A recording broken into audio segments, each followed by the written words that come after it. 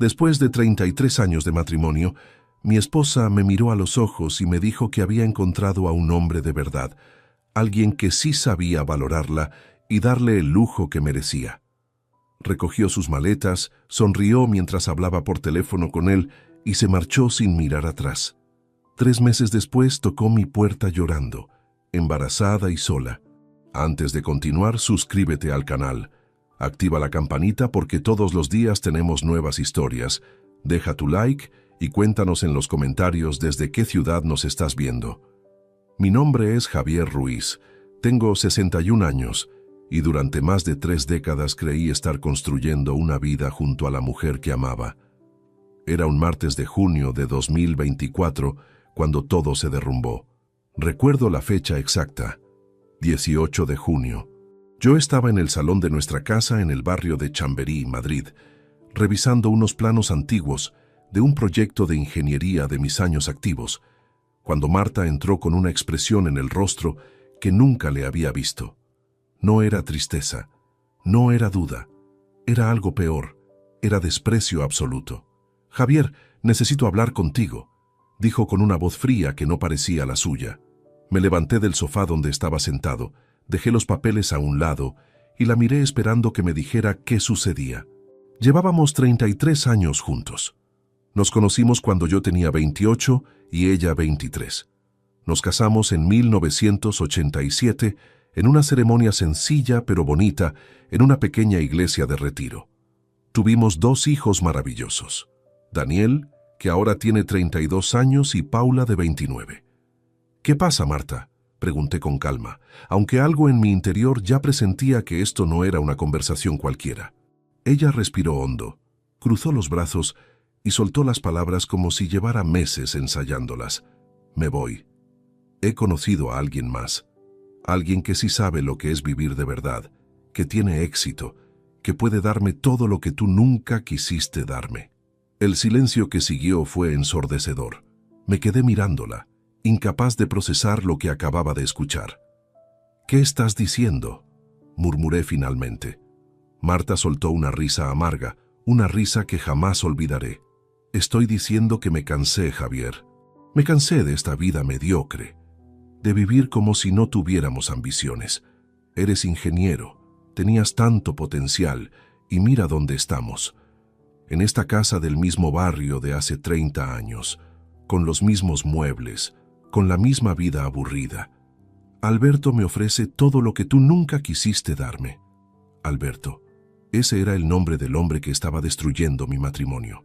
«¿Alberto Morales?», pregunté, recordando vagamente ese nombre. «Sí», respondió ella con una sonrisa que me dolió más que cualquier insulto. «Lo conocí hace 6 meses en esa exposición de arte a la que fui con mis amigas. Él es empresario, tiene éxito de verdad, no como tú que te conformaste con tu jubilación y tus proyectos sin futuro». Sentí como si me hubieran golpeado en el estómago.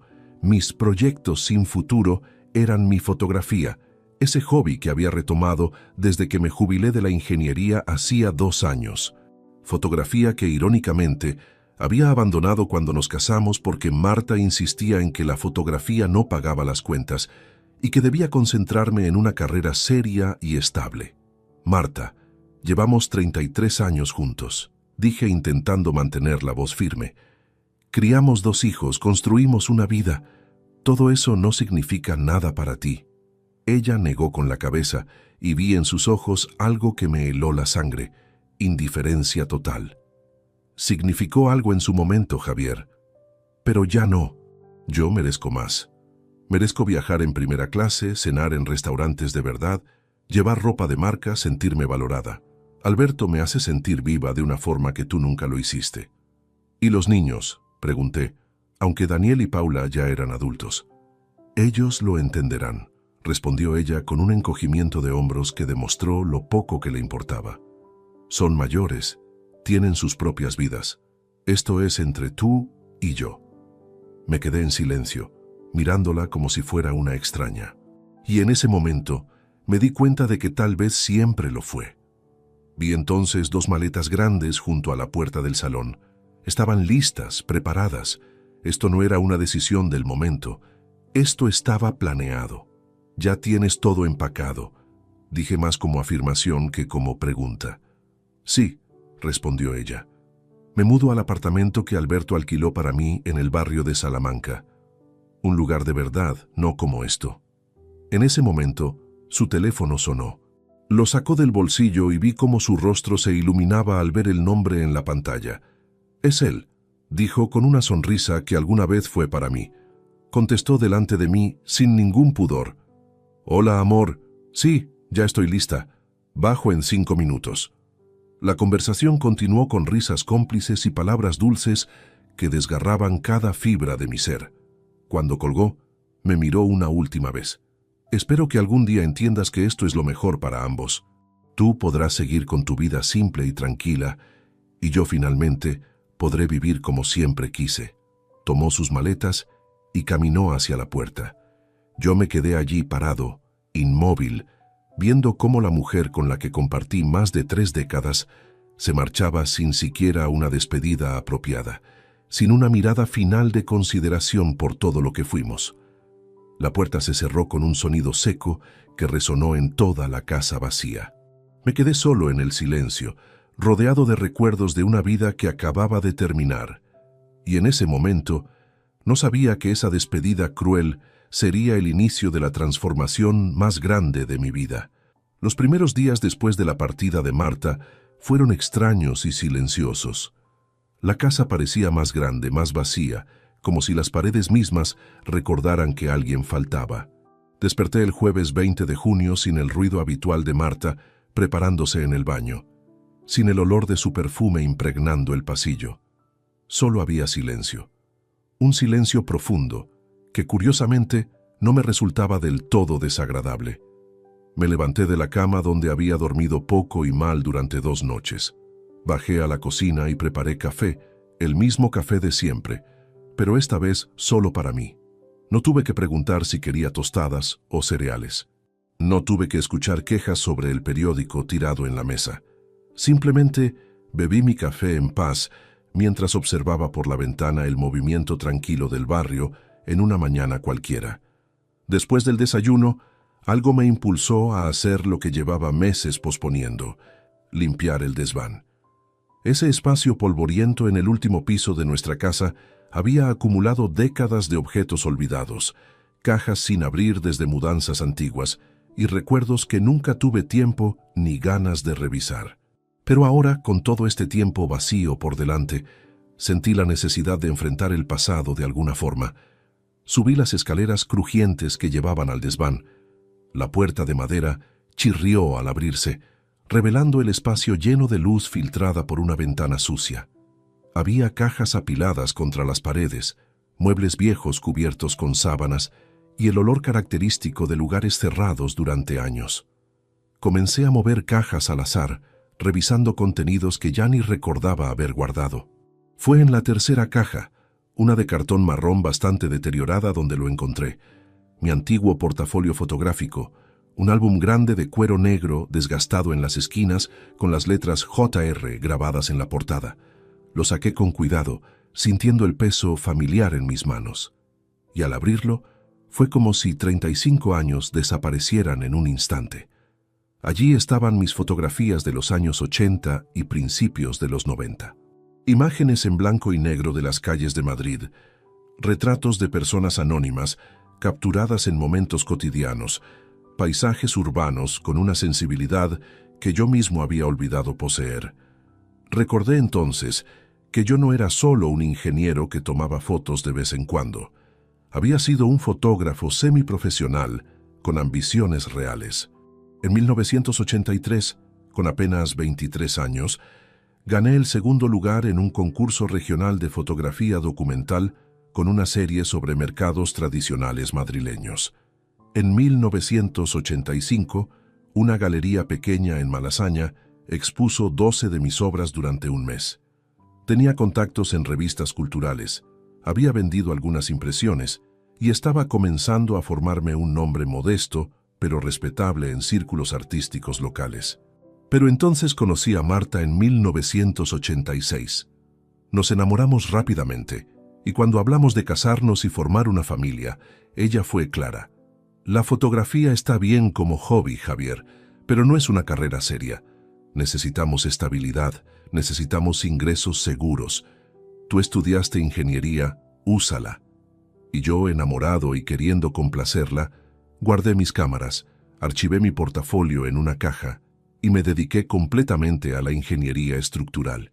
Durante 33 años, la fotografía fue solo un recuerdo borroso, algo que solía hacer cuando era joven.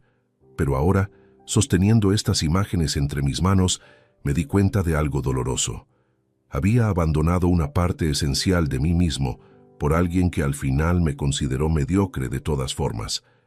Pasé horas en ese desván, revisando cada fotografía, cada anotación que había hecho sobre técnicas y composición. Encontré también 3 cámaras analógicas antiguas en perfecto estado de conservación, carretes sin revelar y libretas llenas de ideas para proyectos que nunca realicé. Sentí una mezcla extraña de nostalgia y rabia. Rabia no tanto hacia Marta, sino hacia mí mismo por haber cedido tan fácilmente, por haber enterrado mi pasión sin pelear por ella. El sábado 22 de junio, 2 días después de encontrar el portafolio, recibí la visita de Andrés Vila. Andrés era mi mejor amigo desde la universidad, un fotógrafo profesional que había logrado una carrera exitosa haciendo documentales fotográficos para revistas internacionales antes de jubilarse hacía 3 años. Habíamos mantenido contacto a lo largo de los años, aunque Marta nunca simpatizó mucho con él. Decía que era demasiado bohemio para su gusto. «Javier, amigo», dijo Andrés cuando abrí la puerta, abrazándome con fuerza. «Paula me contó lo que pasó. Vine apenas pude. Le agradecí y lo invité a pasar. Preparé más café y nos sentamos en el salón, donde curiosamente había dejado el portafolio abierto sobre la mesa de centro. Andrés lo vio inmediatamente y sus ojos se iluminaron. «¿Esto es tuyo?», preguntó tomando el álbum sin esperar respuesta. Comenzó a pasar las páginas lentamente, estudiando cada imagen con la mirada crítica de un profesional. El silencio se extendió mientras él revisaba mi trabajo antiguo. Yo esperaba nervioso su veredicto, aunque no sabía por qué me importaba tanto después de tantos años. Finalmente, Andrés levantó la vista y me miró con una expresión que era mitad asombro, mitad frustración. «Javier, esto es excepcional. Siempre supe que tenías talento, pero nunca vi tu trabajo completo organizado así. ¿Por qué demonios dejaste la fotografía?». Le expliqué brevemente la decisión que tomé al casarme, las prioridades que establecimos, la vida que construí alejado de las cámaras. Andrés negó con la cabeza. «Desperdiciaste 30 años de potencial extraordinario. Pero ¿sabes qué, amigo? Tienes 61 años, no 80. Aún tienes tiempo, energía y claramente el ojo artístico intacto». Se inclinó hacia adelante, apoyando los codos en las rodillas. «Déjame ser tu mentor. Entrenamiento intensivo, actualización a fotografía digital, desarrollo de un proyecto nuevo. Tengo contactos en galerías, en publicaciones. Podemos recuperar el tiempo perdido si te comprometes de verdad». La propuesta me tomó por sorpresa. ¿Realmente podía retomar algo que abandoné hace tanto tiempo? ¿Tenía sentido intentarlo a mi edad? Pero al mirar nuevamente las fotografías esparcidas sobre la mesa, sentí algo que no había sentido en años: esperanza. No la esperanza de recuperar a Marta o de volver al pasado, sino la esperanza de descubrir quién podría ser si finalmente me daba permiso para ser yo mismo. «Acepto», dije finalmente. Andrés sonrió ampliamente y extendió su mano. La estreché con firmeza, sellando un acuerdo que cambiaría el rumbo completo de mi vida de formas que aún no podía ni imaginar. La curiosidad es algo extraño. No surge de la esperanza de recuperar algo perdido, sino de la necesidad humana de comprender qué fue exactamente lo que sucedió. Durante los primeros días de julio de 2024, mientras comenzaba mis sesiones intensivas de fotografía con Andrés, no podía evitar pensar en Alberto Morales. ¿Quién era realmente este hombre que había convencido a Marta de abandonar 33 años de matrimonio? No era obsesión, ni siquiera dolor, era simple curiosidad intelectual. Una tarde, Después de una sesión particularmente productiva fotografiando el mercado de San Miguel, regresé a casa y tomé una decisión. Busqué en Internet Investigadores Privados Madrid y contacté a una agencia discreta llamada Investigaciones Campos, ubicada en el distrito de Arganzuela. El lunes 7 de julio me reuní con Ricardo Campos, el dueño de la agencia, en su oficina modesta pero profesional. Era un hombre de unos 50 años con cabello gris cortado al ras y una mirada que transmitía experiencia. Le expliqué mi situación sin dramatismos innecesarios. Mi esposa me había dejado por un empresario llamado Alberto Morales y simplemente quería saber quién era esta persona en realidad. No busco venganza ni nada dramático, aclaré. Solo quiero información. Quiero saber en qué se metió ella, aunque ya no sea asunto mío. Ricardo asintió comprensivamente. Había visto casos similares decenas de veces. Me explicó sus honorarios. 1.200 euros por una investigación básica de 2 semanas, incluyendo verificación de antecedentes, situación laboral, financiera y personal. Acepté sin dudar y firmé el contrato ese mismo día. Continué con mi rutina mientras esperaba resultados. Las sesiones con Andrés se intensificaron. Pasábamos entre 8 y 10 horas diarias trabajando en técnicas de fotografía digital, composición, edición con programas modernos y desarrollando conceptos para mi proyecto Renacer a los 60. El trabajo era agotador, pero profundamente satisfactorio. Por primera vez en décadas, sentía que estaba construyendo algo genuinamente mío. Paula me visitaba cada fin de semana. Mi hija había tomado la separación de forma madura, apoyándome sin juzgar a su madre, pero dejando clara su posición. «Papá, lo que hizo mamá no está bien, pero tú estás mejor sin alguien que no valoraba quién eres realmente», me dijo durante una cena el domingo 13 de julio. Sus palabras me reconfortaron más de lo que ella podría imaginar.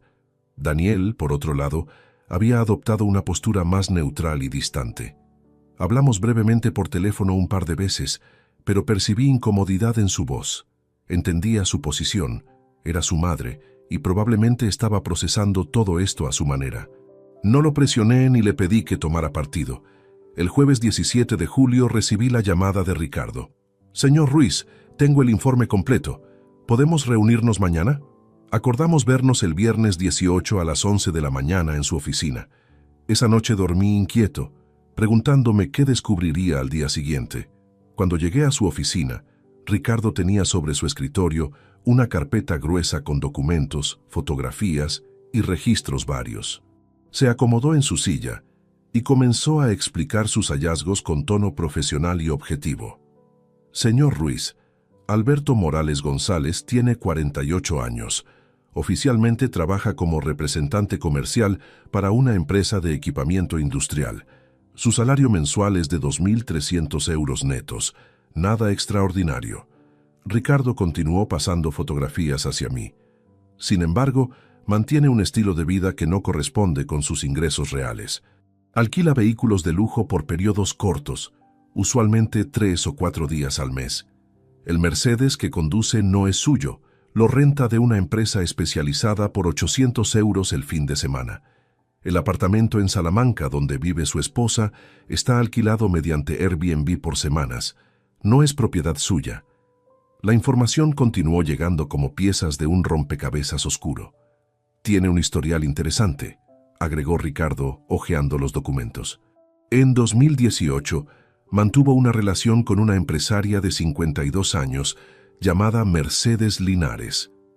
Le prometió inversiones conjuntas en un negocio hotelero que nunca existió. Ella perdió 35.000 euros antes de descubrir el engaño, pero no presentó denuncia formal por vergüenza. En 2020, otra situación similar con Raquel Domínguez, viuda de 60 años con herencia considerable. Relación de 8 meses donde él se presentaba como inversor inmobiliario. Ella llegó a prestarle 22.000 euros que nunca recuperó. Tampoco hubo denuncia penal, solo un acuerdo privado donde ella recuperó parcialmente 12.000 euros. Ricardo me mostró entonces fotografías recientes de Alberto con Marta.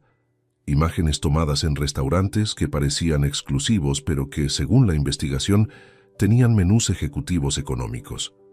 Las joyas que le regala son principalmente bisutería cara, imitaciones convincentes de marcas de lujo. Los viajes que publica en redes sociales son excursiones de un día presentadas como escapadas románticas largas.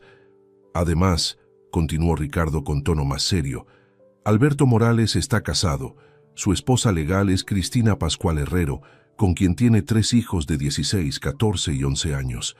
Viven en Alcalá de Henares, en una casa modesta. Ella trabaja como administrativa y no parece estar al tanto de las aventuras extramatrimoniales de su marido. Escuché todo en silencio absoluto. No sentí satisfacción ni alegría ante estos descubrimientos, solo una profunda tristeza por Marta, quien había cambiado una vida real y estable por una fantasía elaborada por un hombre que claramente era un manipulador profesional. Pero esa tristeza no venía acompañada de responsabilidad. Ella era una mujer adulta de 56 años que tomó decisiones conscientes. ¿Qué piensa hacer con esta información?, preguntó Ricardo cuando terminó la presentación. Lo pensé durante unos segundos. Podría llamar a Marta, advertirle, mostrarle evidencias del engaño. Podría contactar a la esposa legal de Alberto y exponerlo. Podría hacer muchas cosas, pero decidí no hacer ninguna. Nada, respondí finalmente. Absolutamente nada. Ricardo me miró sorprendido. Le expliqué mi razonamiento. Marta no eligió a un desconocido al azar. Me humilló conscientemente, despreció 33 años compartidos y se fue buscando algo que consideraba superior. Las consecuencias de sus decisiones son suyas, no mías. Ya no es mi responsabilidad protegerla de sus propios errores. Pagué los honorarios completos de Ricardo. Guardé la carpeta en mi maletín y salí de su oficina sabiendo que jamás compartiría esa información con nadie. Marta descubriría la verdad eventualmente, de eso estaba seguro. Y cuando lo hiciera, tendría que enfrentarla completamente sola. Guardé la carpeta con la investigación sobre Alberto en el fondo de un cajón que raramente abría, y decidí concentrarme completamente en lo único que ahora importaba: reconstruir la versión de mí mismo que había enterrado hacía décadas. A partir del lunes 21 de julio de 2024, mi vida adoptó una estructura completamente nueva, disciplinada y enfocada como nunca antes lo había estado. Andrés llegaba a mi casa cada mañana a las 8 en punto. Traía consigo equipos profesionales, cámaras digitales modernas, lentes especializados, trípodes, reflectores portátiles y una laptop potente cargada con software de edición que yo ni siquiera sabía que existía. «Vamos a trabajar duro, Javier», me advirtió el primer día. «Tienes el talento natural, pero necesitas actualizar técnicas, aprender nuevas herramientas y desarrollar un estilo propio para el mundo actual». Las primeras semanas fueron agotadoras. Pasábamos 10 horas diarias estudiando teoría fotográfica contemporánea, practicando con diferentes tipos de iluminación, dominando programas como Lightroom y Photoshop, y sobre todo, saliendo a las calles para capturar imágenes. Madrid se convirtió en nuestro laboratorio viviente. Fotografiamos el amanecer en el Parque del Retiro, la hora punta en la estación de Atocha, los rostros anónimos del rastro dominical, las sombras alargadas del atardecer en la Plaza Mayor. Andrés era exigente hasta niveles que no imaginaba. Revisaba cada fotografía que tomaba con ojo crítico profesional. «Esta composición está desequilibrada», decía señalando la pantalla. «Mira cómo el sujeto principal compite con ese poste de luz en el fondo. Aprende a ver todo el encuadre, no solo tu objeto de interés». O bien, «Excelente captura del momento decisivo, pero la exposición está 2 puntos por debajo. Ajusta tu lectura de luz antes de disparar. No confíes ciegamente en el modo automático». Fue durante esos días intensos cuando comenzó a tomar forma nuestro proyecto conjunto.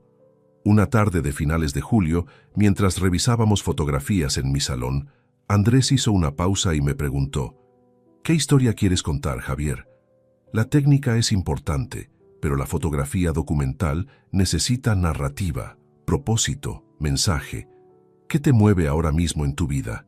La respuesta llegó con claridad sorprendente. Reinvención, dije sin dudar. Quiero documentar historias de personas que reinventaron sus vidas después de los 60 años. Personas que, por cualquier razón, tuvieron que empezar de nuevo cuando todos esperaban que ya no hicieran nada significativo. Andrés sonrió ampliamente. Eso es perfecto, es personal, es relevante socialmente y tienes credibilidad porque estás viviéndolo. Llamémoslo Renacer a los 60. Así nació el proyecto que cambiaría todo. Durante agosto, nos dedicamos a buscar sujetos para fotografiar. Andrés utilizó sus contactos en centros culturales, asociaciones vecinales y grupos de jubilados activos. Encontramos historias extraordinarias escondidas en personas comunes. Conocí a Carmen Delgado, una mujer de 64 años que había abierto su primera librería especializada en poesía 3 años después de enviudar. A Miguel Torres, 72 años, que aprendió carpintería tras jubilarse de contador y ahora creaba muebles artesanales vendidos en ferias artesanales. Entrevisté a Pilar Navarro, 68 años, quien comenzó estudios universitarios de Historia del Arte, que siempre postergó por responsabilidades familiares. A Fernando Gómez, 65 años, que transformó su terraza en un huerto urbano y ahora daba talleres gratuitos sobre agricultura sostenible a vecinos. Cada historia era única. Cada rostro capturaba dignidad, valentía y la hermosa rebeldía de negarse a desaparecer en la irrelevancia social. Las sesiones fotográficas eran profundamente emotivas. No solo capturaba imágenes, sino conversaciones largas, donde estas personas compartían miedos, dudas, fracasos y finalmente triunfos al atreverse a cambiar. Descubrí que mi propia experiencia reciente me daba sensibilidad especial para conectar con ellos. Entendía el dolor de perder algo importante, el vértigo de empezar sin red de seguridad, la satisfacción silenciosa de demostrar que aún quedaba mucho por ofrecer. Técnicamente, mi fotografía mejoró exponencialmente bajo la tutela implacable de Andrés. Aprendí a usar luz natural de formas que nunca imaginé posibles. Dominé el retrato ambiental, donde el sujeto y su entorno cuentan la historia juntos. Desarrollé sensibilidad para capturar el momento decisivo, ese instante fugaz donde gesto, luz y composición se alinean perfectamente, revelando algo esencial sobre el ser humano fotografiado. Paula comenzó a acompañarnos ocasionalmente durante agosto.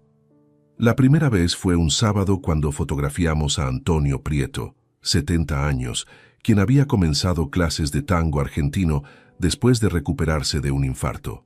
Paula observó fascinada cómo yo trabajaba, conversando tranquilamente con Antonio, esperando pacientemente el momento adecuado, capturando no solo su imagen, sino su esencia. «Papá, esto es increíble», me dijo cuando regresábamos en el coche. «Nunca te había visto así, tan concentrado, tan apasionado, tan vivo». Sus palabras me conmovieron profundamente. Me di cuenta entonces de que mis hijos tampoco me conocían realmente. Habían crecido viendo solo al ingeniero responsable, al padre proveedor, al esposo complaciente, nunca al artista que llevaba dentro esperando su turno. A finales de agosto teníamos un portafolio impresionante, 43 fotografías finales de 15 personas diferentes, cada imagen acompañada de textos breves contando sus historias de reinvención. El trabajo era técnicamente impecable y emocionalmente poderoso. Andrés lo revisó completo un martes por la tarde y declaró: «Esto está listo para mostrarse profesionalmente, Javier. Es hora de contactar galeristas». Utilizó su red de contactos acumulada durante décadas como fotógrafo reconocido. Envió el portafolio digital a 5 galerías especializadas en fotografía documental contemporánea. Una de ellas era la Galería Torres en Barcelona, dirigida por Silvia Torres, una curadora respetada que Andrés conocía desde los años 90. «Si alguien va a apreciar esto es Silvia», me aseguró. La respuesta llegó sorprendentemente rápido. El jueves 4 de septiembre, Silvia Torres llamó personalmente. «Andrés me envió tu trabajo, Javier», dijo con voz cálida pero profesional. «Es excepcional, sensible, honesto, técnicamente sólido. Estoy organizando una exposición colectiva llamada Voces Olvidadas, Artistas Redescubiertos para noviembre. Me encantaría incluirte. ¿Podríamos conversar? Acepté inmediatamente. Esa noche, solo en mi casa remodelada por mi nueva vida, reflexioné sobre lo ocurrido en apenas 3 meses. Había pasado de ser un hombre abandonado y despreciado a convertirme en un artista con trabajo lo suficientemente bueno para exposiciones profesionales. Y esto apenas comenzaba. Septiembre llegó con un cambio notable en el clima. Las noches comenzaban a refrescar y Madrid se preparaba para el otoño. Yo continuaba inmerso en mi nueva rutina. Sesiones fotográficas durante el día, edición por las tardes y conversaciones frecuentes con Silvia Torres sobre los detalles de la exposición programada para mediados de noviembre en Barcelona. Mi vida había encontrado un ritmo que nunca imaginé posible 3 meses atrás. Era martes 17 de septiembre, cerca de las 11 de la noche. Había terminado de editar unas fotografías particularmente complejas de Dolores Martín, una mujer de 63 años que había iniciado un refugio para gatos abandonados después de superar un cáncer. Estaba guardando el trabajo cuando escuché golpes insistentes en la puerta principal. Golpes fuertes, desesperados, acompañados de una voz que reconocí inmediatamente, a pesar de no haberla escuchado en 3 meses. «Javier, por favor, abre, soy yo, por favor». Era Marta. Me quedé paralizado unos segundos, procesando la situación. Los golpes continuaron con mayor intensidad. «Javier, te lo suplico, necesito hablar contigo. Por favor, abre la puerta». Algo en su tono transmitía genuina desesperación. Caminé lentamente hacia la entrada y abrí. La imagen que encontré me impactó profundamente. Marta estaba frente a mí, pero no era la mujer radiante y segura que había partido sonriendo hace exactamente 91 días. Lucía demacrada, con ojeras marcadas, cabello despeinado y ropa sencilla, que contrastaba brutalmente con las imágenes ostentosas que solía publicar en redes sociales. Pero lo más evidente era su vientre notoriamente abultado. Estaba embarazada, claramente de varios meses. «Javier», dijo con voz quebrada, lágrimas corriendo ya por su rostro. Llevaba una pequeña maleta gastada junto a ella, una de las baratas que usábamos para viajes cortos, nada parecido al equipaje elegante con el que se marchó. «Necesito hablar contigo. Por favor, déjame pasar solo unos minutos». Me hice a un lado sin decir palabra y ella entró arrastrando su maleta. Cerré la puerta y nos quedamos parados en el recibidor. No la invité a sentarse, simplemente esperé a que hablara. Marta se limpió las lágrimas con el dorso de la mano y comenzó. «Todo era mentira, Javier, todo. Alberto me mintió desde el principio». Su voz temblaba entre sollozos entrecortados. Cuando le dije hace un mes que estaba embarazada, él cambió completamente. Se puso furioso, me dijo que yo era una estúpida por no haber tenido cuidado. Continuó hablando atropelladamente. Me confesó que está casado, que tiene 3 hijos, que nunca tuvo intención de nada serio conmigo, que yo solo era una aventura más. Me echó del apartamento ese mismo día, Javier. Me tiró las cosas por la ventana y me gritó que me largara, que no quería volver a verme nunca.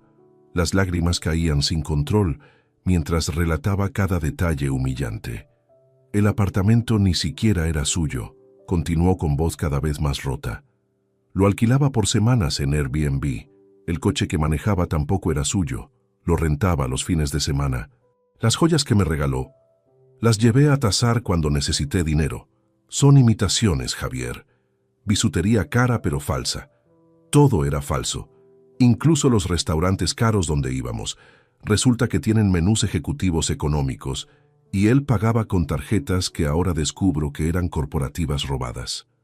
Me mantuve en silencio absoluto, observándola desmoronarse frente a mí. Parte de mí, una parte pequeña, sintió lástima, pero esa lástima no venía acompañada de responsabilidad ni obligación. Ella continuó. «No tengo dónde ir, Javier. Gasté casi todos mis ahorros en esos 3 meses, tratando de mantener las apariencias, comprando ropa cara, pagando tratamientos de belleza, creyendo que esa era la vida que finalmente merecía. Ahora estoy embarazada, sin trabajo, y mi familia me dio la espalda cuando me fui contigo tan públicamente. Cometí el error más grande de mi vida, sollozó cayendo casi de rodillas. Fui una tonta, una estúpida. Cambié algo real por una fantasía barata.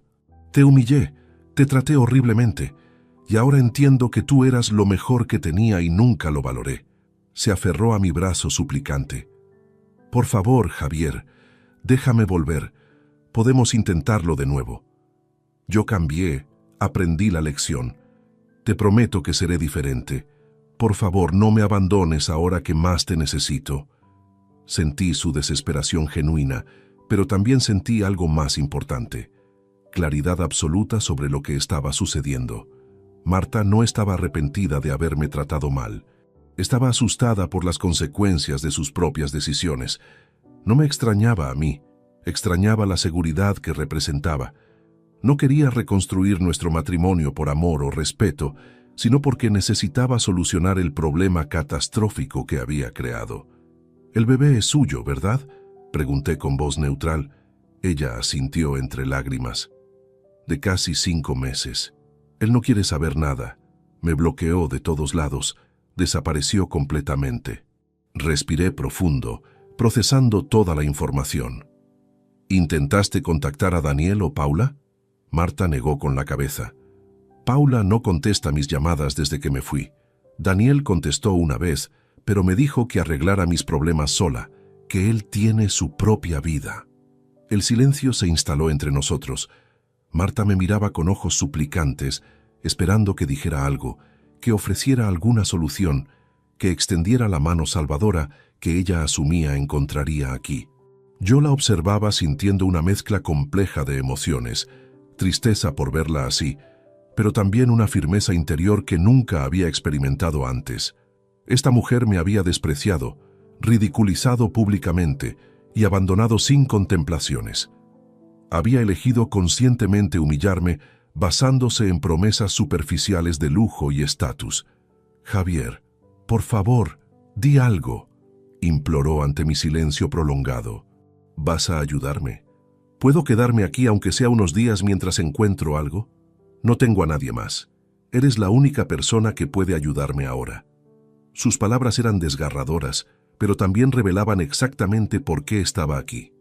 Necesidad, no amor. Conveniencia, no arrepentimiento genuino. Finalmente hablé. «Marta», comencé con voz tranquila pero firme, «entiendo que estás atravesando una situación muy difícil. Veo tu desesperación y comprendo que necesitas ayuda urgentemente». Ella asintió esperanzada, creyendo que mis palabras llevaban hacia la solución que buscaba, pero yo continué sin cambiar mi tono sereno. «Sin embargo, necesito que entiendas algo fundamental. Tú no fuiste engañada. Tomaste decisiones conscientes y deliberadas». Su expresión cambió ligeramente, confusión mezclándose con la esperanza. «El 18 de junio», continué, «cuando te marchaste de esta casa, no lo hiciste con dudas o arrepentimiento. Lo hiciste sonriendo, hablando por teléfono con Alberto, emocionada por la nueva vida que comenzabas. Me llamaste mediocre. Dijiste que nuestra vida juntos había sido un desperdicio, que yo nunca tuve ambiciones, que merecías mucho más de lo que yo podía ofrecerte». «Javier, yo estaba confundida, él me manipuló», intentó interrumpir, pero levanté mi mano pidiendo que me dejara terminar. «No estabas confundida, Marta. Estabas absolutamente segura. Pasaste meses planeando esa salida. Las maletas estaban listas. No fue un impulso del momento, sino una decisión largamente meditada. Alberto no te secuestró ni te obligó. Tú elegiste humillarme públicamente, abandonar 33 años de matrimonio y partir hacia lo que creías era una vida mejor». Me acerqué un poco más a ella mirándola directamente a los ojos. «Durante estos 3 meses, ¿alguna vez pensaste en mí? ¿Te preguntaste cómo estaría procesando el abandono? ¿Sentiste aunque sea una pizca de remordimiento por las palabras crueles que dijiste?». Marta bajó la mirada, incapaz de sostener mi mirada. «No lo hiciste», respondí por ella. «Estuviste demasiado ocupada disfrutando tu nueva vida, publicando fotos en restaurantes, presumiendo joyas falsas, viviendo la fantasía que elegiste sobre la realidad que teníamos. Ahora vienes aquí, seguí con la misma calma devastadora. No porque me extrañes o porque valores lo que fuimos, vienes porque tu plan salió terriblemente mal, porque el hombre que elegiste sobre mí resultó ser exactamente lo que cualquier persona con sentido común hubiera sospechado. Un impostor. Vienes porque estás embarazada, sin recursos, asustada, y necesitas que alguien resuelva el desastre que creaste. Marta comenzó a sollozar más fuerte. Pero Javier, cometí un error. ¿No puedes perdonarme? ¿No significa nada todo lo que vivimos juntos? Sus palabras habrían funcionado hace 3 meses, cuando yo era el hombre destrozado que ella dejó atrás. Pero ese hombre ya no existía. Lo que vivimos juntos significó todo para mí durante 33 años, respondí honestamente.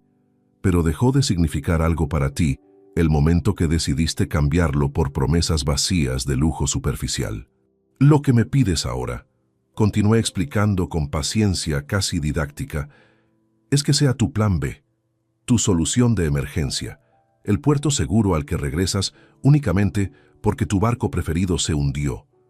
Me pides que ignore la humillación, que olvide el desprecio, que asuma responsabilidad por un hijo que no es mío, que rescate a alguien de las consecuencias directas de sus propias elecciones adultas y conscientes.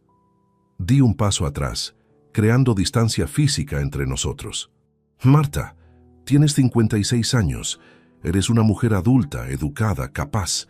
Cuando tomaste la decisión de irte, asumiste implícitamente la responsabilidad de las consecuencias, fueran buenas o malas. No puedes elegir independencia solo cuando conviene y regresar pidiendo dependencia cuando las cosas salen mal. Eso no es arrepentimiento genuino, es manipulación nacida del pánico. Entonces, ¿qué se supone que haga?, preguntó con voz quebrada por el llanto. ¿A dónde voy? ¿Cómo sobrevivo? Respiré profundamente antes de responder. Tienes varias opciones. Puedes buscar asistencia social que el gobierno ofrece para mujeres embarazadas en situación vulnerable. Puedes contactar organizaciones benéficas especializadas en estos casos. Puedes buscar empleo temporal que acomode tu estado. Puedes incluso contactar a Alberto nuevamente y exigirle legalmente responsabilidad sobre el hijo que esperan juntos. Pero Alberto desapareció, protestó desesperada. Tengo la información de contacto de su esposa legal, Cristina Pascual Herrero, dije revelando que sabía mucho más de lo que ella imaginaba. Vive en Alcalá de Henares. Si Alberto no asume su responsabilidad voluntariamente, un abogado de familia puede forzarlo mediante demanda de paternidad. Ese bebé tiene padre biológico vivo, y ese padre tiene obligaciones legales independientemente de si quiere asumirlas o no. Marta me miró sorprendida. ¿Investigaste a Alberto? Asentí. Lo hice hace 2 meses, por curiosidad personal, no para protegerte a ti. Descubrí todo lo que me acabas de contar y más. Pero decidí no compartirlo contigo porque tus decisiones eran tuyas y las consecuencias también debían serlo. La expresión en su rostro pasó de sorpresa a indignación. ¿Sabías que era un mentiroso y no me dijiste nada? Exactamente, confirmé sin disculpas. Tú elegiste ese camino despreciando activamente mi opinión y mi valor. ¿Por qué esperarías que yo interviniera para salvarte de tus propias elecciones? No soy tu guardián, Marta. Dejé de serlo el día que saliste por esa puerta, riéndote mientras hablabas con él. El silencio que siguió fue denso, cargado de la realidad final que ella no quería aceptar. Entonces realmente no vas a ayudarme, dijo con una mezcla de incredulidad y rabia. No voy a asumir responsabilidad por problemas que no creé, corregí con firmeza. No voy a ser la solución conveniente para alguien que me consideró insuficiente hasta que necesitó rescate. No voy a sacrificar mi dignidad, mi paz reconstruida y mi futuro por alguien que conscientemente destruyó lo nuestro sin contemplación alguna. Caminé hacia la puerta y la abrí. Te deseo sinceramente lo mejor, Marta. Espero que encuentres la forma de resolver tu situación. Espero que tu hijo nazca sano y que logres construir una vida estable para ambos. Pero esa vida no me incluye a mí. Nunca más. Ella me miró con ojos desbordados de lágrimas incrédula de que realmente estuviera cerrando esta puerta definitivamente. «Javier, por favor», suplicó una última vez. «Espero que Alberto, ese hombre rico de verdad que sabe valorarte, te ayude ahora», dije con calma absoluta, sin sarcasmo ni crueldad, solo estableciendo el límite final. «Pero yo no puedo ni voy a hacerlo. Cuídate, Marta». Ella tomó su maleta temblando y salió lentamente, volteando varias veces esperando que cambiara de opinión. Cerré la puerta suavemente, pero con firmeza. Escuché sus gritos y golpes desde afuera durante casi 10 minutos, pero no la abrí nuevamente. Eventualmente, el ruido cesó. Me quedé solo en el silencio de mi hogar, sintiendo una paz profunda que no esperaba. Acababa de establecer el límite más importante de mi vida. Los días posteriores al encuentro con Marta transcurrieron con una extraña mezcla de alivio y anticipación. Sabía que esa conversación no quedaría contenida entre nosotros dos. Era inevitable que nuestros hijos se enteraran, y más temprano que tarde tendría que enfrentar sus reacciones.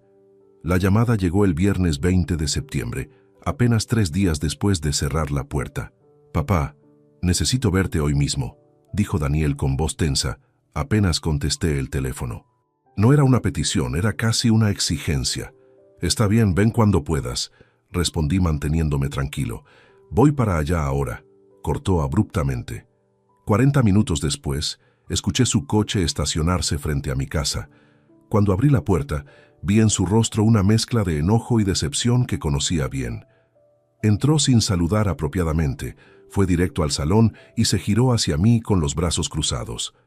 «Mamá me llamó anteayer completamente destruida. Me contó que vino aquí, que te suplicó ayuda y que tú la echaste como si fuera una extraña». Su tono era acusatorio, cargado de juicio. Me senté en el sofá con calma, invitándolo gestualmente a hacer lo mismo, pero él prefirió permanecer de pie, una posición que transmitía confrontación. «Tu madre te contó su versión», dije simplemente. «¿Quieres escuchar la mía?» Daniel negó con la cabeza impaciente. «No necesito versiones, papá. Necesito entender cómo puede ser tan cruel. Ella está embarazada, sola, sin recursos. Es tu esposa de 33 años. ¿Cómo simplemente la mandas a la calle?» Sus palabras resonaban con indignación genuina, y entendí que Marta había omitido detalles cruciales en su relato. «Daniel, siéntate, por favor», pedí con firmeza tranquila. Dudó, pero finalmente se sentó en el borde del sillón, rígido y a la defensiva. «Tu madre no es mi esposa. Dejó de serlo el 18 de junio, cuando eligió conscientemente abandonar nuestro matrimonio por otro hombre. Me humilló, me llamó mediocre, despreció todo lo que construimos juntos y se marchó feliz hacia lo que creía era una vida mejor. Cometió un error, papá», interrumpió Daniel. «Las personas cometen errores. ¿No puedes perdonar? ¿No vale nada todo lo que vivieron?» Respiré hondo antes de responder. «Perdonar es una cosa, Daniel. Asumir responsabilidad por las consecuencias de decisiones ajenas es otra completamente diferente. Tu madre es una mujer adulta de 56 años que tomó elecciones informadas. Nadie la obligó. Nadie la engañó sobre lo que estaba haciendo cuando me abandonó. Pero ese tipo sí la engañó», protestó mi hijo. «Alberto resultó ser un mentiroso, un estafador. Ella fue víctima de manipulación». Ahí estaba el argumento que anticipaba. «Víctima», repetí con calma. «Tu madre no eligió a Alberto porque él la manipuló con mentiras sofisticadas. Lo eligió porque le ofreció exactamente lo que ella quería: lujo, estatus, la ilusión de una vida glamorosa. Si él hubiera sido honesto desde el inicio sobre ser un vendedor común, ¿crees que ella lo habría elegido sobre mí?» Daniel guardó silencio, incómodo con la pregunta. Continué. «Tu madre no valoraba quién era yo realmente. Valoraba lo que yo podía o no podía darle materialmente. Por eso me abandonó. No por amor hacia Alberto, sino por desprecio hacia mí y hacia la vida que teníamos. Esa fue su decisión libre y consciente». Mi hijo se removió incómodo en el asiento. «Aún así, papá, hay un bebé inocente involucrado ahora, un bebé que no pidió nacer en esta situación». «Tienes razón», concordé. «Ese bebé es inocente, pero ese bebé tiene un padre biológico llamado Alberto Morales González, que vive en Alcalá de Henares y tiene responsabilidades legales ineludibles. Tu madre puede y debe exigir mediante la vía legal que él asuma su paternidad. Yo no soy el padre de esa criatura, Daniel. No tengo obligación moral, legal ni emocional de asumir un rol que no me corresponde. Entonces, ¿qué se supone que haga mamá?, preguntó Daniel elevando la voz frustrado. ¿Qué hago yo? ¿La dejo tirada en la calle? Ahí estaba el verdadero conflicto. Tú haces lo que tu conciencia te dicte, respondí serenamente.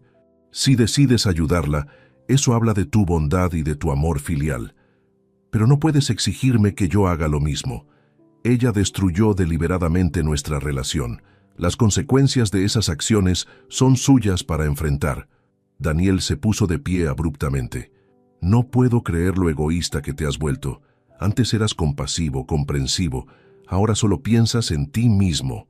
Sus palabras buscaban herirme, pero ya no tenían ese poder. Me volví consciente de mi propio valor.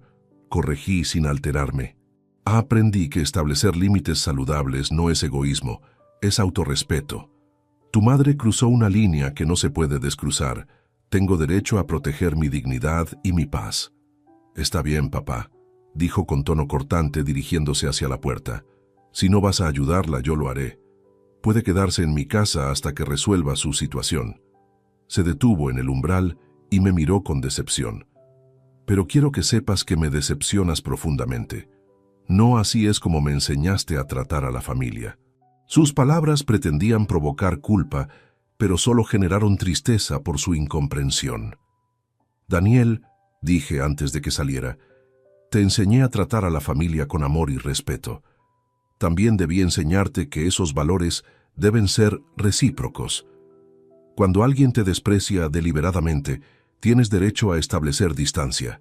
No confundas lealtad con permitir maltrato. Él negó con la cabeza. Llámalo como quieras, papá. Para mí es crueldad.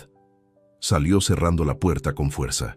Durante los siguientes días, Daniel mantuvo su palabra. Según supe por Paula, quien me visitó ese domingo, Marta se había mudado al apartamento de Daniel en el barrio de Tetuán. Está instalada en la habitación de invitados, me informó Paula con expresión preocupada. Daniel está tratando de ayudarla a conseguir asistencia social y empleo temporal, pero está muy estresado, papá. Él trabaja muchas horas y ahora tiene que ocuparse de mamá también.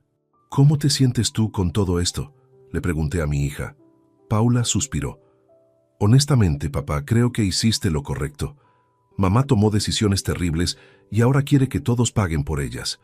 Daniel tiene buen corazón, pero está dejando que mamá lo manipule emocionalmente. Ya me llamó 2 veces, insinuando que yo también debería ayudar económicamente, como si fuera responsabilidad nuestra arreglar sus problemas. Los días se convirtieron en semanas y el distanciamiento con Daniel se profundizó. Él me llamó ocasionalmente, pero las conversaciones eran tensas, breves, llenas de reproches velados.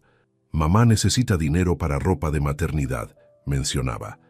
O, mamá tiene cita médica pero no tiene seguro. ¿Podrías contribuir? Cada vez yo mantenía mi posición.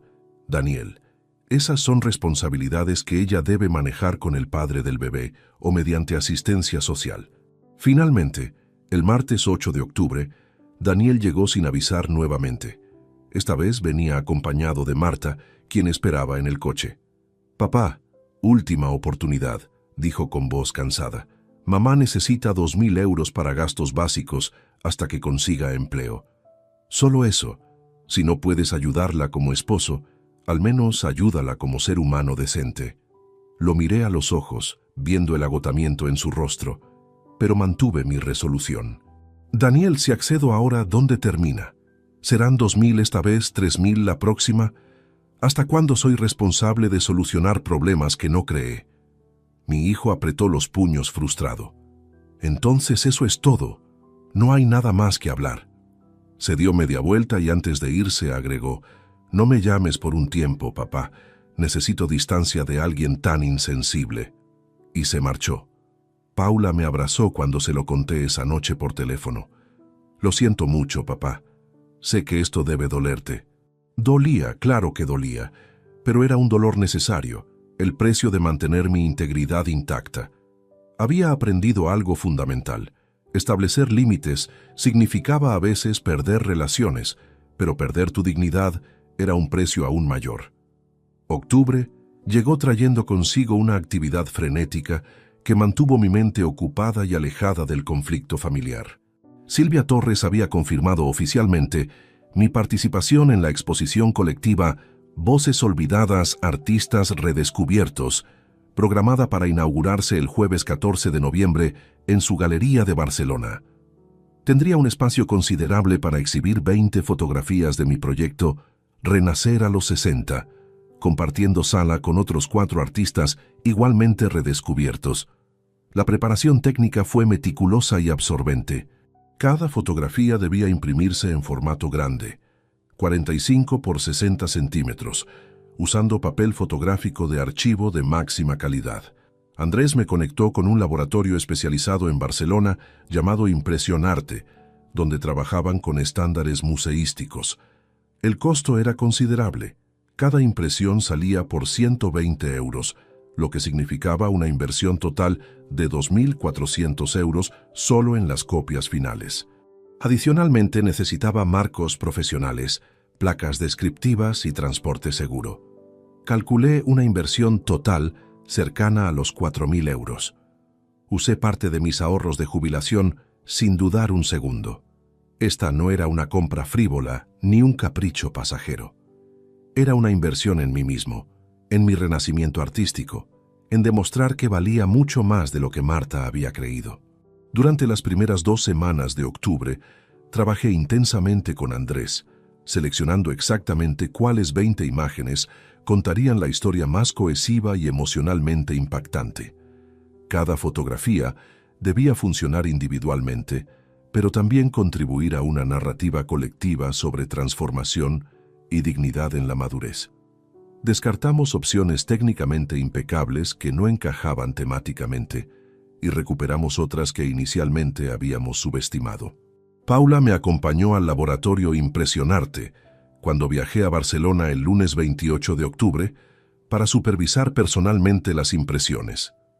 Ver mis imágenes materializarse en gran formato fue una experiencia casi espiritual. Allí estaba Carmen Delgado entre sus estanterías de poesía, con esa expresión de paz que solo viene después de cumplir sueños postergados. Miguel Torres en su taller de carpintería, manos curtidas, sosteniendo herramientas con maestría recién adquirida. Pilar Navarro en la biblioteca universitaria, estudiando a los 68 años, con la misma intensidad de cualquier estudiante joven. «Papá, estas fotografías son extraordinarias», dijo Paula con lágrimas en los ojos, observando las impresiones. «Capturas algo más que imágenes, capturas esperanza, dignidad, la belleza de no rendirse nunca». Sus palabras me conmovieron profundamente. Mi hija veía en mi trabajo algo que yo mismo apenas comenzaba a comprender. No estaba simplemente documentando historias ajenas, estaba procesando mi propia transformación a través de las experiencias de otros. El martes 12 de noviembre, 2 días antes de la inauguración, viajé nuevamente a Barcelona con todas las piezas enmarcadas, cuidadosamente empaquetadas. Silvia Torres me recibió en su galería, ubicada en el elegante barrio de l'Eixample. Era un espacio amplio con paredes blancas impolutas, iluminación profesional ajustable y pisos de madera clara que crujían suavemente al caminar. «Javier, bienvenido», saludó Silvia con calidez profesional. «Estoy muy emocionada de ver tu trabajo instalado». Pasamos toda la tarde del martes y la mañana del miércoles colocando estratégicamente cada fotografía. Silvia tenía un ojo curatorial extraordinario para los espacios. «Esta debe ir aquí para capturar la luz natural de la ventana», indicaba. «Esta otra necesita estar a la altura exacta de los ojos para el impacto emocional máximo». Trabajamos ajustando milímetros, probando diferentes secuencias narrativas, hasta lograr una disposición que fluía orgánicamente. La noche del jueves 14 de noviembre finalmente llegó. La inauguración estaba programada para las 7 de la tarde. Llegué a la galería a las 5, nervioso como no recordaba haberlo estado en décadas. Andrés apareció poco después, impecablemente vestido con traje oscuro. «Respira, amigo», dijo palmeando mi espalda. «Tu trabajo habla por sí mismo. Solo tienes que estar presente y disfrutar el momento». Paula llegó a las 6:30, radiante con un vestido elegante azul marino, trayendo como sorpresa a su novio Marcos, a quien yo apenas conocía. Los invitados comenzaron a llegar puntualmente. La galería se llenó rápidamente con un público diverso: críticos de arte, coleccionistas, fotógrafos profesionales, periodistas culturales y curiosos amantes del arte. Observé desde una esquina cómo las personas se detenían frente a mis fotografías. Algunos pasaban rápidamente, otros se quedaban largos minutos estudiando cada detalle. Vi conversaciones surgir entre desconocidos señalando imágenes específicas, compartiendo interpretaciones. Un hombre de unos 40 años con libreta y credencial de prensa se acercó. «¿Javier Ruiz?», preguntó extendiendo su mano. «Soy Tomás Ferrer de la revista cultural El Observador. ¿Podría hacerle unas preguntas sobre su trabajo?». Acepté nervioso, y él comenzó. «Sus fotografías transmiten una sensibilidad inusual. ¿Cómo logra capturar esa dignidad silenciosa en sus sujetos?». Respondí honestamente. «Creo que viene de empatía profunda. Yo mismo estoy viviendo un renacimiento a los 61 años. Entiendo íntimamente lo que significa comenzar de nuevo cuando todos esperan que ya no hagas nada significativo. Esa comprensión compartida crea conexión auténtica con las personas que fotografío». Tomás anotaba rápidamente, fascinado. «Extraordinario, eso se percibe claramente en las imágenes». Otra crítica, Laura Mendoza del suplemento cultural de La Vanguardia, también me entrevistó. Sus preguntas eran más técnicas sobre composición y uso de luz, pero también indagó sobre mi historia personal. Le conté brevemente sobre mi carrera abandonada en fotografía, 30 años enfocado en ingeniería y el reciente retorno al arte. «Una historia de redención artística», comentó. «Eso añade otra capa de significado a su proyecto». Cerca de las 9 de la noche, Silvia pidió atención general y dio un discurso breve sobre la exposición colectiva y cada artista participante. Cuando habló sobre mi trabajo, dijo: «Javier Ruiz nos muestra que el talento no tiene fecha de caducidad. Sus fotografías documentan renacimientos ajenos mientras él mismo experimenta el propio. Es metaarte en su expresión más pura y conmovedora». El aplauso que siguió me llenó de una emoción indescriptible. Al finalizar la velada, mientras ayudaba a organizar, Silvia se acercó sonriente. «Javier, vendiste 3 fotografías esta noche. Coleccionistas serios ofreciendo 600 euros por cada una». No podía creerlo. 1.800 euros en una sola noche. Pero más importante que el dinero era la validación. Mi trabajo tenía valor real en el mercado profesional del arte. Los días siguientes trajeron más sorpresas. El lunes 18 de noviembre recibí correos de 2 publicaciones culturales ofreciendo colaboraciones. La revista Enfoque España quería que documentara historias similares por toda la península para una serie mensual durante 2025. Una editorial especializada, Imágenes Profundas, propuso publicar un libro fotográfico completo de Renacer a los 60 para agosto del año siguiente. Mi vida estaba cambiando a velocidades que apenas podía procesar. El éxito de la exposición en Barcelona marcó un antes y un después definitivo en mi vida. Durante los días posteriores al 14 de noviembre, mientras regresaba en tren a Madrid, contemplando el paisaje catalán, tomé una decisión que llevaba semanas germinando en mi mente. Ya no tenía sentido seguir viviendo en esa casa llena de recuerdos dolorosos, cuando mi futuro claramente se estaba construyendo en otra ciudad. La casa de Chamberí, donde viví 33 años con Marta, se había convertido en un museo de una vida que ya no existía. Cada habitación susurraba historias de un matrimonio muerto. El dormitorio donde compartimos décadas, la cocina donde desayunábamos juntos cada mañana, el salón donde recibimos a nuestros hijos de pequeños. Todo eso era pasado, y yo estaba comprometido con avanzar hacia adelante sin anclas innecesarias. El lunes 25 de noviembre contacté a una agencia inmobiliaria seria llamada Propiedades Centro, especializada en ventas en zonas céntricas de Madrid. Carmen Vidal, la agente asignada, visitó la propiedad ese mismo jueves. Es una casa excelente, evaluó profesionalmente. Ubicación privilegiada, estructura sólida, 120 metros cuadrados bien distribuidos. En el mercado actual podemos pedir 360.000 euros y seguramente cerrar cerca de 340.000. Firmé el contrato de venta exclusiva esa tarde. La decisión generó reacciones predecibles. Paula me llamó esa noche preocupada. «Papá, ¿estás seguro? Es la casa donde crecimos, donde construiste tu vida». Le expliqué tranquilamente. «Cariño, esa casa representa una vida que terminó. Necesito espacios nuevos para mi nueva existencia. Barcelona es donde mi carrera está floreciendo, donde tengo oportunidades reales. Quedarme aquí sería aferrarme al pasado por nostalgia, no por razón práctica». Daniel, con quien no hablaba desde nuestra última confrontación en octubre, me envió un mensaje de texto cortante. «Supongo que vender la casa familiar es más importante que ayudar a tu exesposa embarazada. Prioridades claras». No respondí. Sus juicios ya no me afectaban. Había aprendido que no podía controlar las percepciones ajenas, solo mis propias acciones y paz interior. La casa se vendió sorprendentemente rápido. Una pareja joven con 2 niños hizo una oferta de 335.000 euros el miércoles 6 de diciembre. Acepté inmediatamente.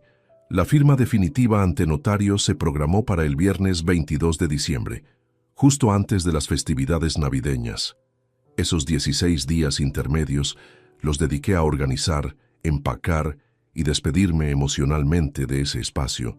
Contraté una empresa de mudanzas profesional, pero vendí o doné más del 70% de los muebles y objetos acumulados. No quería arrastrar el peso físico del pasado hacia mi nuevo comienzo. Conservé únicamente lo esencial: mi equipo fotográfico, ropa necesaria, algunos libros importantes, documentos personales y pocas piezas con valor sentimental genuino como las fotografías de mis hijos pequeños. Paralelamente, busqué apartamento en Barcelona. Silvia Torres me recomendó un agente inmobiliario de confianza llamado Marc Puig, que conocía bien el mercado barcelonés.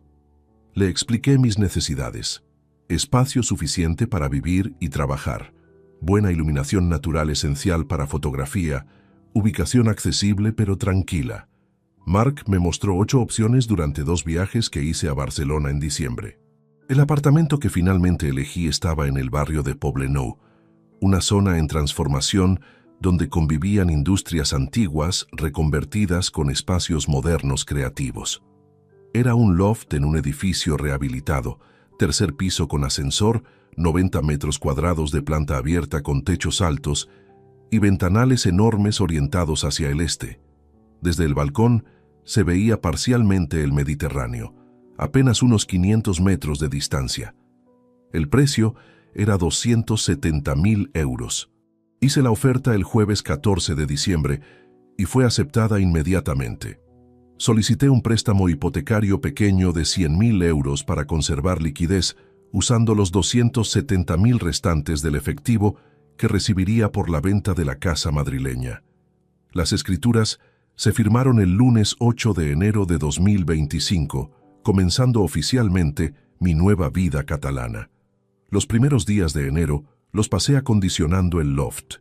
Contraté un carpintero local recomendado por Marc para construir estanterías a medida y dividir visualmente el espacio sin perder luminosidad. Destiné 30 metros cuadrados como estudio fotográfico profesional, fondos móviles, sistema de iluminación ajustable, mesa amplia para edición, almacenamiento organizado para equipos.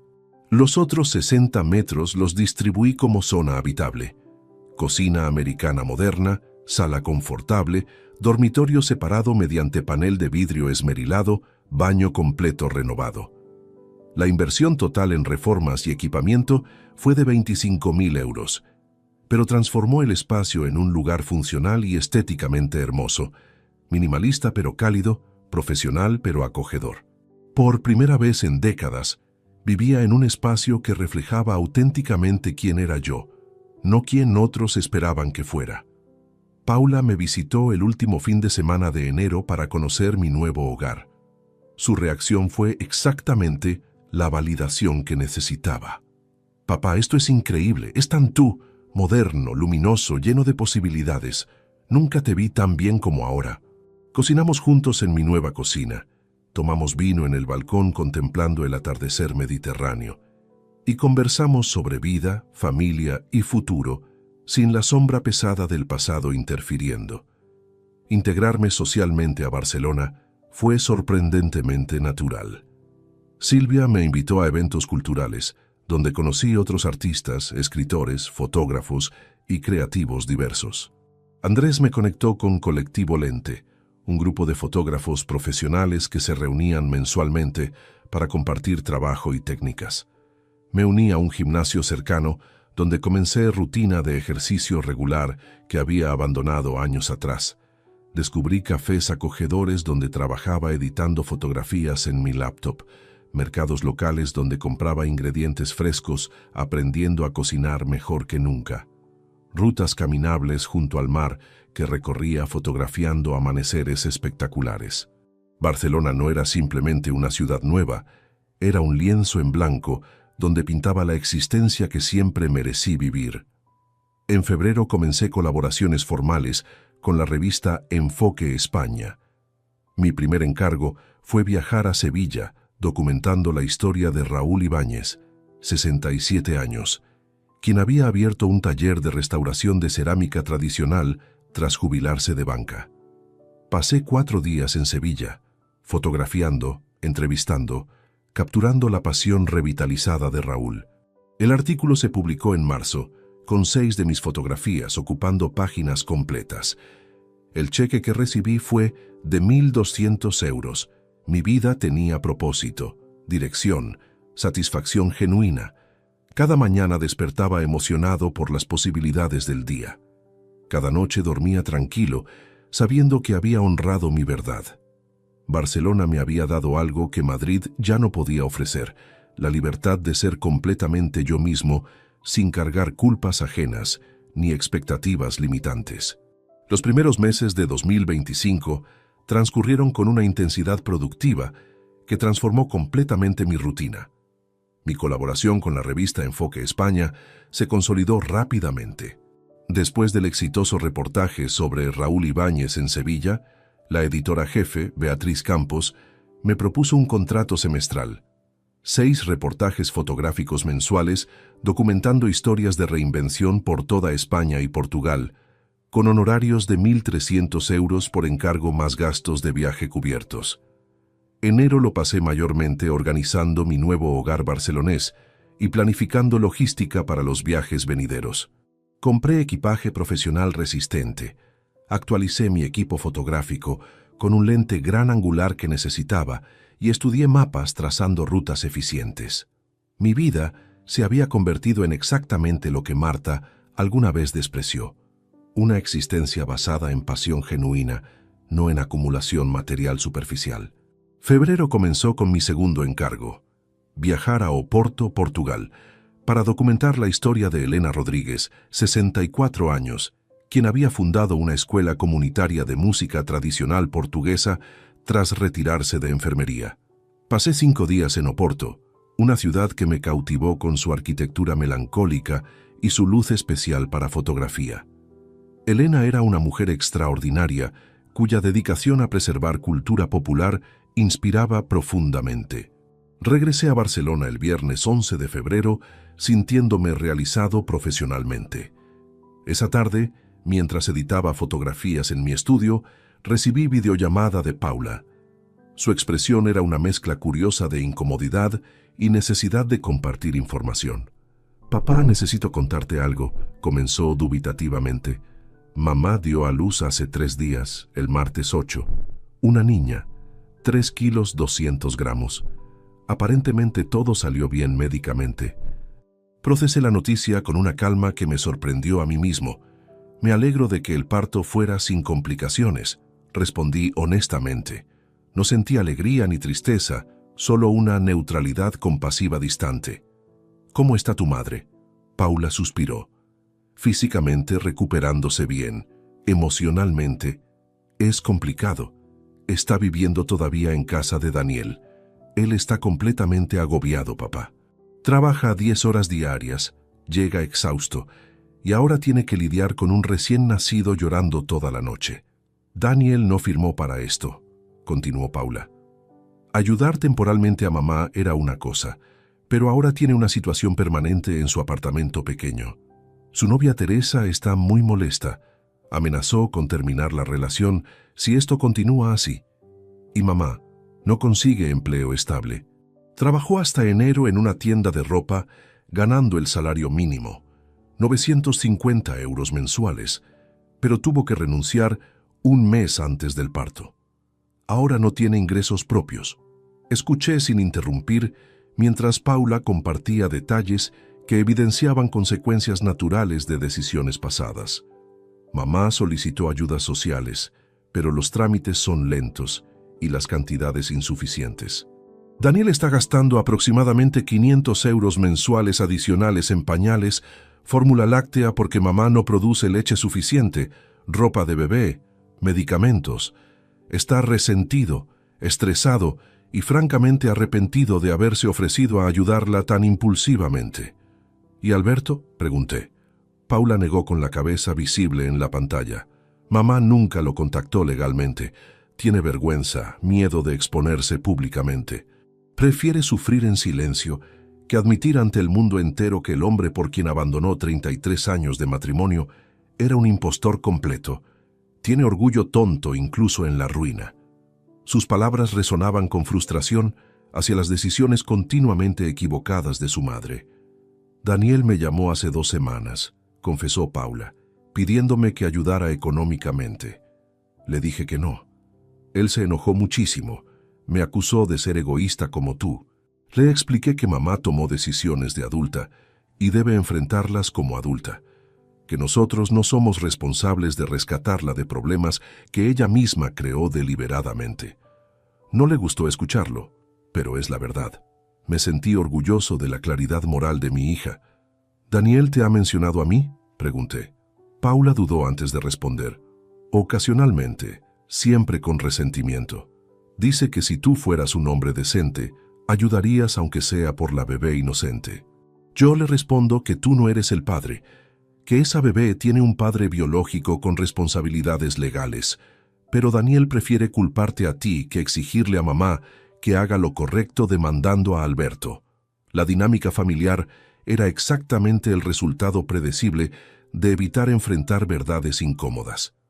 Terminamos la videollamada con Paula, asegurándome que ella estaba bien y que seguiría visitándome regularmente en Barcelona. Después de colgar me quedé contemplando el Mediterráneo desde mi balcón. No sentí culpa, no sentí irresponsabilidad. Sentí una profunda paz sabiendo que había establecido límites saludables y los había mantenido firmemente incluso bajo presión emocional intensa. Los meses siguientes continué viajando extensamente. Marzo me llevó a Bilbao documentando a Santiago Ortiz, fotógrafo aficionado de 70 años que había publicado su primer libro de paisajes vascos. Abril a Valencia para entrevistar a Mercedes López, quien abrió una librería especializada en literatura feminista después de divorciarse a los 62. Mayo a Granada capturando la historia de Francisco Muñoz, profesor jubilado que fundó un coro comunitario intergeneracional. Cada historia reforzaba la lección fundamental.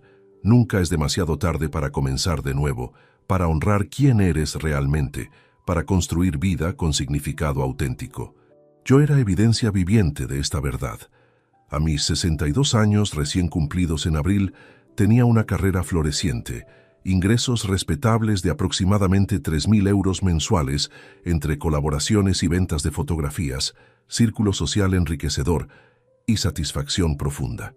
En mayo, la editorial Imágenes Profundas confirmó que mi libro Nunca es tarde, Historias de Renacimiento, se publicaría el 15 de agosto de 2025. Acordamos tirada inicial de 5.000 ejemplares, precio de venta al público de 32 euros, y yo recibiría regalías del 12% por cada copia vendida. Si se vendía la tirada completa, Ganaría 19.200 euros adicionales. Era más dinero del que imaginé posible hace un año. Paula me visitó en junio trayendo noticias actualizadas. Daniel finalmente puso límites con mamá, contó. Le dijo que ella tiene hasta agosto para encontrar su propio apartamento y empleo estable, o tendrá que irse a un centro de ayuda social. Teresa le dio ultimátum. O mamá se va, o ella se va. Daniel eligió su relación. Me alegré de que mi hijo finalmente priorizara su propia vida sobre culpas manipulativas. ¿Cómo reaccionó Marta?, pregunté. Paula suspiró. Como siempre, lágrimas, victimización, acusaciones de crueldad. Pero Daniel mantuvo su posición. Creo que finalmente entendió lo que tú intentaste explicarle. Establecer límites no es crueldad, es supervivencia emocional. Asentí satisfecho. Las lecciones más importantes siempre llegan cuando estamos listos para recibirlas, no cuando otros intentan imponerlas. Mi vida en Barcelona era todo lo que nunca supe que necesitaba. Libertad, propósito, autenticidad y la profunda satisfacción de saber que cada éxito era genuinamente mío. El verano de 2025 llegó trayendo consigo el acontecimiento que marcaría definitivamente mi transformación completa. El lanzamiento oficial de Nunca es tarde, Historias de Renacimiento. El jueves 14 de agosto, un día antes de la fecha programada de publicación, la editorial Imágenes Profundas organizó una presentación especial en la Librería Central de Barcelona, un espacio icónico ubicado en Paseo de Gracia que acogía eventos culturales importantes. La sala estaba repleta. Calculé aproximadamente 200 personas sentadas y otras tantas de pie contra las paredes. Amigos nuevos que había hecho en Barcelona, miembros del colectivo Lente, Silvia Torres con varios de sus contactos del mundo artístico, Andrés que había viajado expresamente desde Madrid y por supuesto Paula acompañada de Marcos. La ausencia de Daniel era notable pero esperada. No lo había invitado formalmente y él tampoco había mostrado interés en contactarme. Beatriz Campos, la editora de Enfoque España, moderó la presentación. Después de introducir el libro y su concepto, me invitó al pequeño estrado donde había un micrófono y una pantalla proyectando algunas de las fotografías más impactantes. Javier, comenzó, este libro documenta historias de renacimiento, pero tú mismo eres protagonista de una. ¿Puedes contarnos qué significó este proyecto para ti? Respiré profundamente antes de hablar. Hace poco más de un año, yo era un hombre que acababa de perder su matrimonio de 33 años de la forma más humillante posible. Alguien cercano me hizo sentir que mi vida había sido mediocre, sin valor, insuficiente. Durante semanas creí esas palabras, pero entonces recordé algo que había enterrado décadas atrás. Mi capacidad de crear, de capturar belleza, de contar historias mediante imágenes. Continué mientras el silencio atento llenaba la sala. Este proyecto nació de necesidad personal de entender si realmente era posible comenzar de nuevo, cuando todos esperan que simplemente te resignes y desaparezcas. Cada persona que fotografié me enseñó algo fundamental. El valor de un ser humano no lo determina quien decidió quedarse o irse, sino la valentía de honrar la propia esencia sin importar la edad o las circunstancias. La presentación duró 2 horas, incluyendo preguntas del público. Firmé ejemplares durante otra hora. El libro se agotó esa noche en la librería. Vendieron 137 copias. Regresé a mi loft cerca de medianoche física y emocionalmente agotado, pero profundamente feliz. Por primera vez en mi vida, había creado algo significativo que era completa y auténticamente mío. Las semanas siguientes trajeron una avalancha inesperada de atención mediática. El libro comenzó a vender consistentemente bien. Para finales de agosto, llevaba 3.000 copias vendidas. En septiembre alcanzó las 8.000. Las reseñas en medios culturales fueron abrumadoramente positivas. El periódico El País publicó un artículo extenso titulado Javier Ruiz, el fotógrafo que renació a los 61. Radio Nacional me entrevistó en su programa matutino cultural. Pero el verdadero cambio llegó cuando instituciones educativas y organizaciones comenzaron a invitarme como conferencista. La primera invitación vino de la Universidad de Barcelona en septiembre, una charla para estudiantes de tercera edad sobre reinvención y creatividad sin límites de edad. Acepté nervioso. Nunca había hablado públicamente sobre mi historia personal de forma tan directa y vulnerable. La conferencia fue un viernes 19 de septiembre, en un auditorio con capacidad para 300 personas. Estaba completamente lleno. Hablé durante 45 minutos sobre mi viaje, el abandono doloroso, el redescubrimiento de la fotografía, la decisión consciente de establecer límites saludables incluso cuando generó conflictos familiares, la mudanza a Barcelona, la construcción de una carrera desde cero a los 62 años. Lo que más impactó a la audiencia fue cuando hablé sobre la noche que cerré la puerta a Marta. Esa decisión me costó la relación con uno de mis hijos, expliqué con honestidad cruda, pero mantener mi dignidad intacta valía ese precio. Aprendí que no puedes obligar a nadie a entender tus límites, solo puedes establecerlos claramente y aceptar las consecuencias, confiando en que proteger tu paz interior es más importante que mantener relaciones basadas en culpa o manipulación. Las preguntas posteriores fueron profundamente emotivas. Una señora de 67 años preguntó llorando, ¿cómo superas el miedo de comenzar algo nuevo tan tarde en la vida? Respondí, no lo superas, lo atraviesas. El miedo estará ahí, pero actúas de todas formas porque quedarte paralizado duele más que arriesgarte a fracasar intentando ser auténtico. Las invitaciones a conferencias se multiplicaron. Octubre me llevó a Zaragoza, noviembre a Málaga, diciembre a Salamanca. Cada charla pagaba entre 400 y 600 euros. Sumando ingresos de conferencias, regalías del libro que ya llevaba vendidas 23.000 copias en diciembre, colaboraciones continuas con Enfoque España y ventas ocasionales de fotografías, mi ingreso anual proyectado superaba los 50.000 euros. A mis 62 años, ganaba más que nunca en mi vida como ingeniero. Fue durante un vernissage en noviembre, organizado por Silvia Torres para promover artistas emergentes, donde conocí a Elena Prieto. Ella estaba observando atentamente una serie de fotografías sobre migración urbana cuando accidentalmente chocamos al retroceder simultáneamente para obtener mejor perspectiva. Perdón, no lo vi, me disculpé. La culpa es mía, estaba completamente absorta, respondió con una sonrisa cálida. Comenzamos a conversar sobre las obras expuestas. Elena tenía 60 años, cabello gris corto elegantemente peinado, ojos verdes inteligentes y una forma de hablar que transmitía profundidad intelectual sin pretensión. Era escritora, me contó, especializada en ensayos sobre identidad femenina y envejecimiento. Escribo sobre lo que la sociedad prefiere ignorar, mujeres mayores que siguen siendo relevantes, deseantes, creadoras, explicó con pasión evidente.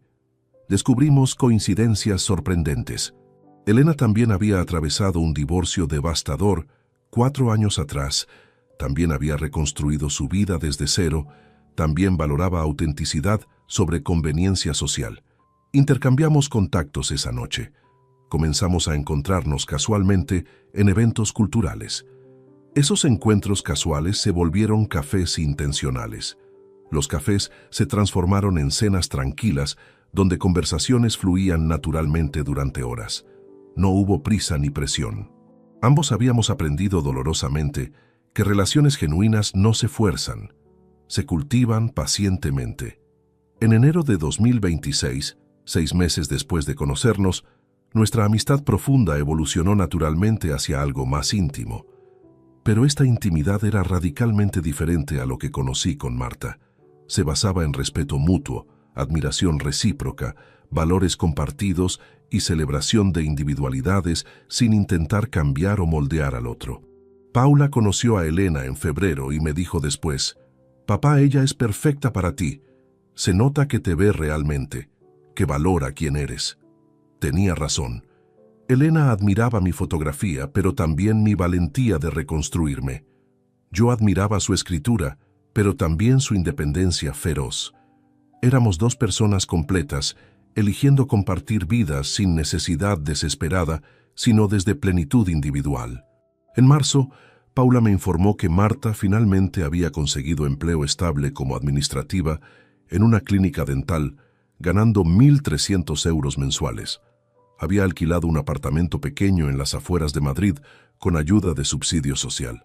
Daniel mantenía contacto mínimo con ella, visitándola quincenalmente por obligación más que por deseo. La relación entre ellos era tensa, marcada por resentimientos mutuos no resueltos. No sentí alegría ni tristeza ante estas noticias. Sentí compasión distante.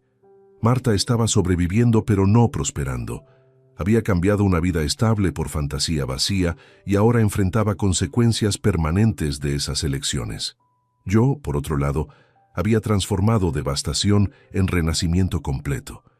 Reflexioné frecuentemente sobre todo lo sucedido desde aquel 18 de junio de 2024.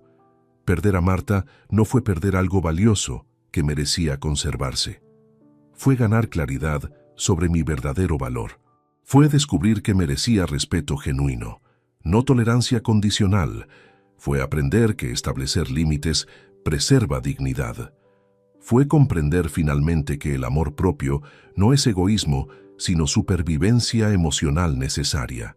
A mis 63 años, vivo en una ciudad hermosa haciendo trabajo que amo profundamente, ganando más que nunca, rodeado de personas que valoran mi esencia auténtica, compartiendo vida con alguien que me celebra sin intentar cambiarme. Esta es la vida que Marta consideró insuficiente. Su pérdida fue mi mayor regalo disfrazado. Si te gustó esta historia, dale like al video, suscríbete al canal y comparte tus impresiones en los comentarios. Para escuchar la próxima historia, haz clic en la caja de la izquierda. Gracias por vernos.